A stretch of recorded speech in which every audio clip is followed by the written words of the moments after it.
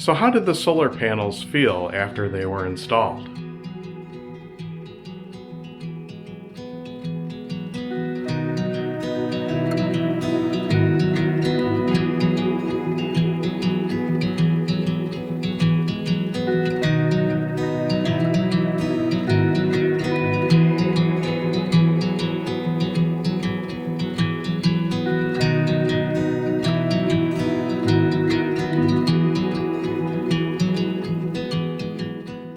Hi, Alan Stankovitz here for DayCreek.com, and if you want the answer to that riddle, you're going to have to wait till the end.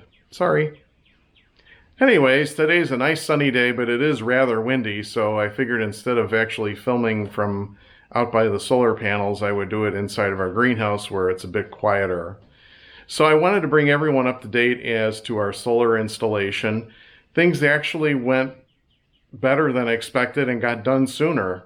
In this past week, Scott from Viking Electric came out on Monday and did the trenching and wired the inverter to the grid.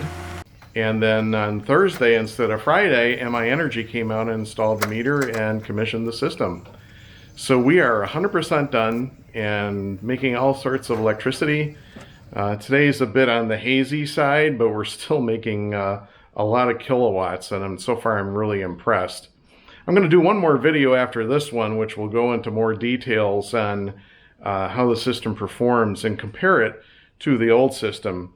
As I mentioned in previous episodes here, that our original array is now producing about 94%, and it was also configured with the inverters actually being oversized.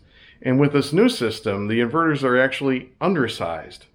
And it'll be interesting to do a comparison between the two once I get some statistics and see exactly how well things work with what they call overclocking or overcranking the inverter. Especially nowadays, the price of PV has come way down, and it really does make sense to actually have more PV on a system, and actually more than the inverter can handle, because today's a great example. We've got hazy sunshine, so we're not at 100% as far as making electricity, yet the inverter is just hanging out just around 100%. So it makes sense, especially in a climate like ours where we don't get a whole lot of 100% sunny days, to actually size the inverter smaller than the array, meaning that the amount of power you put out will sometimes be clipped in the middle of the day on a totally sunny day.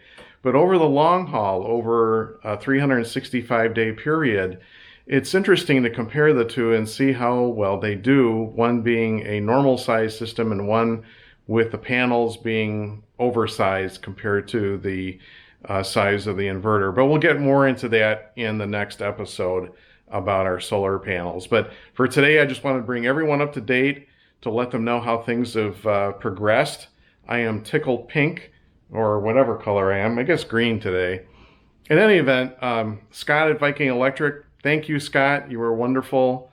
I can't say enough about your work, your team, your crew. The time that it took to install was phenomenal. I'm amazed how fast things happened around here. And here I was thinking maybe by May we might be up and running, and here it is, the third week in March, and we're up and running. So we really lucked out with the weather. And frankly, with the coronavirus now and production being stopped in China, I think PV panels at some point are going to be a commodity again. It's going to be hard to find.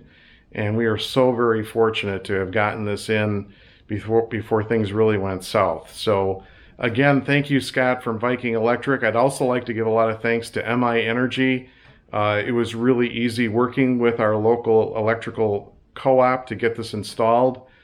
Kudos to them, and thanks for coming out a day earlier to get things up and running. So that's all I have for you today, except the answer to the riddle at the beginning. How do solar panels feel once they're installed? The answer is, they're totally amped. That's it for today. Thanks for watching. If you'd like to throw a few bucks my way to buy me a coffee, there's a link below telling you how to do that. If you'd like to subscribe, please do that. And if you like this video, please give it a thumbs up.